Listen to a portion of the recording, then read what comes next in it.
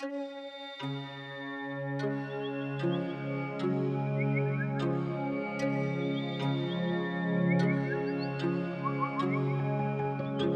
world, I'm Tomasino. This is SolarpunkPrompts, a series for writers where we discuss solarpunk, a movement that imagines a world where technology is used for the good of the planet.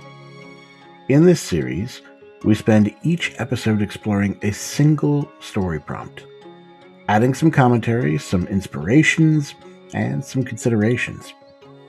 Most importantly, we consider how that story might help us to build a better and more sustainable civilization.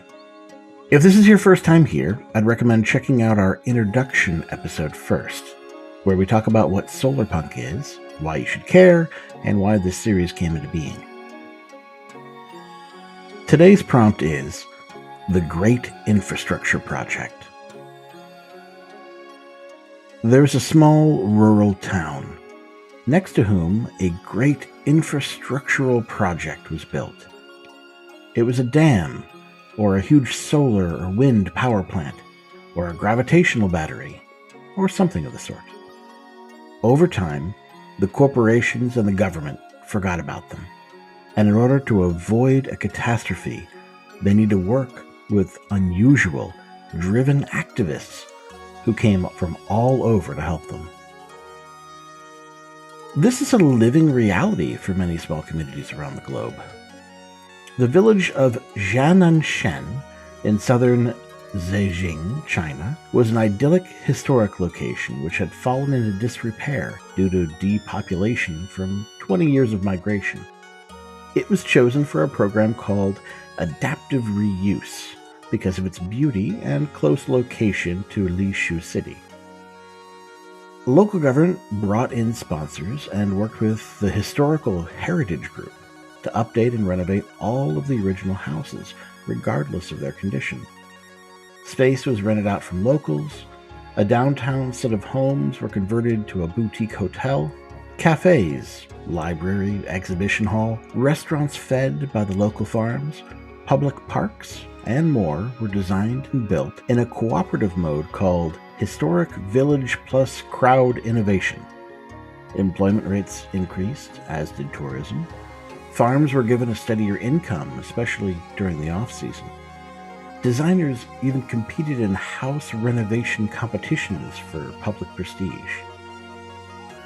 This village may not be built atop a hydro plant, but it shares the experience set forth in our prompt.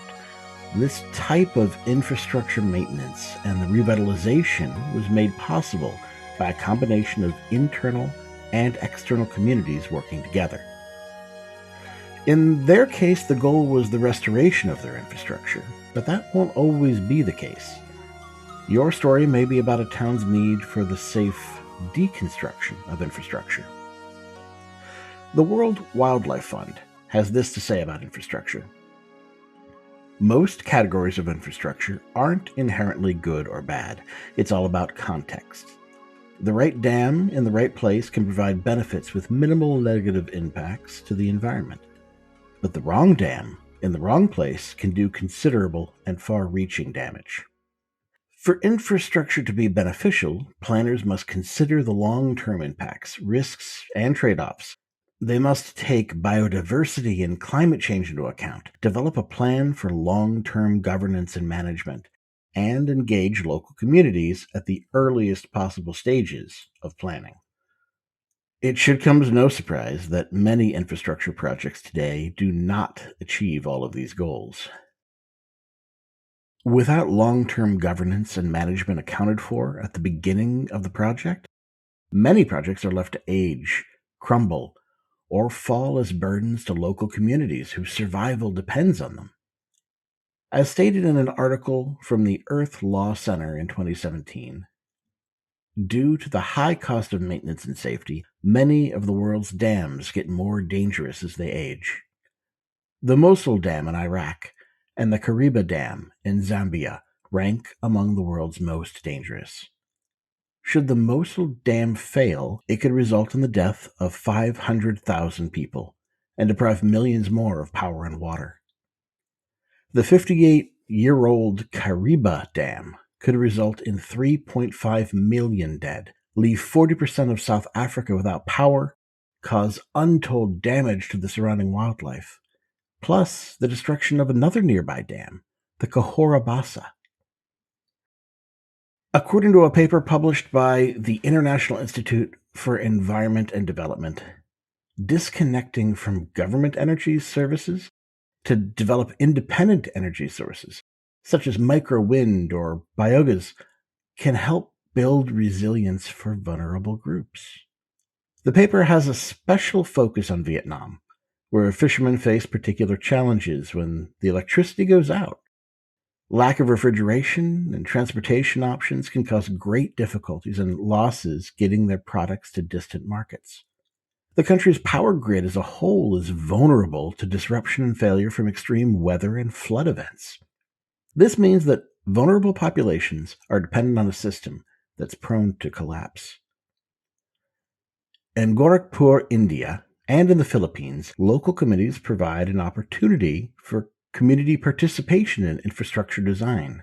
After being left out of the conversations for so long and suffering the brunt of their consequences, these communities are eager to exert some control over their lives. So what does that look like?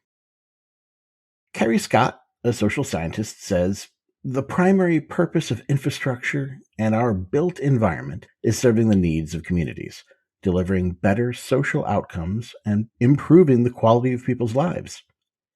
He later adds, integrating social outcomes at the start is a must if we want to leave a social legacy.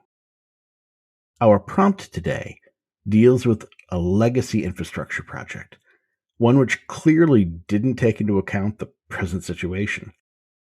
It must either be maintained or decommissioned safely. It may require conversion to some new method or function. That may require technical skills they don't have, hence the need for outside help. But do these outsiders have an understanding of this place, this environment? Do they know the needs of this community? One of our opportunities for tension and drama may lay between the community itself and the newcomers trying to fix the project. There may also be tension between these groups and the government or corporation originally responsible for the installation. This two-way or three-way intersection of communities can be very solarpunk, but can also easily fall into the style of other genres if we aren't careful. If, for instance, the corporation responsible for the project is made to seem as an antagonist, and the local community must throw off their oppressor in order to self-govern, that's just another form of cyberpunk. The struggle there is about technology being used for oppression, rather than it being used to find a sustainable civilization. Be wary of blending genres in these stories as well. The atmosphere and aesthetic of solarpunk can easily be diluted by other genres until it's unrecognizable. A cyberpunk solarpunk hybrid will just look like cyberpunk. As a writer, you may want to use that style of relationship between the communities, but be wary of how you frame it. Is the community still your protagonist? Are they achieving the goals through solarpunk ideals? There is drama inherent to the infrastructure as well. Adding a time limit on action immediately increases tension. So maybe the infrastructure project has an imminent failure coming. The outsiders and the community must work together to save it from disaster, even though they don't trust each other fully. The point here is to show some hands-on work with social stakes greater than just us versus them. We can also zoom in on the specific dynamics of the incoming activists and engineers a bit more. Are they strictly a professional bunch? Do they set up a separate camp with their own rules, schedule, and daily order? Or is it a hodgepodge assortment of skilled people without a prior relationship, who move into whatever's unoccupied? Perhaps they have to stay on board with the locals in their own home. Or maybe the outsiders are a sect of their own, determined to save the locals even if they don't want it. These decisions will affect how your communities must interact, especially if there's a higher need at stake. Naturally antagonistic relationships could be forced into reluctant collaboration due to circumstance. Such a story would be more difficult to align to the solarpunk aesthetic, but if well done, could act as a moral lesson and strengthen the ideals. Finally, we should consider what daily life looks like in this small town. Is life oriented around the great infrastructure project, or is it just a backdrop? Perhaps the boom of construction jobs is over, the children left elsewhere. It's one of the dying cities where people want to be left alone. Have they been asking for help, but no one's answered so far? Are they already self reliant and happy, or are they working to get there? This could be a community on the verge of a solarpunk renaissance, or it could be one that's already well established. One of the most difficult aspects, though, of speculative fiction is imagining how everyday life might change due to some unrelated technological advancement. We're going to discuss this more in further episodes, but for now, try to consider the great infrastructure this town is dealing with and what it does. Is it a power generator, or does it make goods, provide a service, or ease a difficult task? Then, take that purpose and scale it up in your mind. If it was a power generator, now it makes unlimited power. If it eased a difficult task, now that task's time is reduced to 0. Finally, try to think about how that change would affect the unintentional everyday things. For instance, when the airplane was invented and fast travel between continents became a reality, nobody ever envisioned a future where you could pop off to London for a stag party weekend. What is the equivalent mundane change in your world? Have an interesting idea? Share it with me. This podcast publishes on Mastodon, a federated social network. Our address is in the show's notes. Come join us. Let's start a conversation. Until then, I'll talk to you soon on the next Solarpunk Prompt. Music in this recording is New Unity Dawning by Bathroom Plants from Global Patterns compilation, Solarpunk, A Brighter Perspective.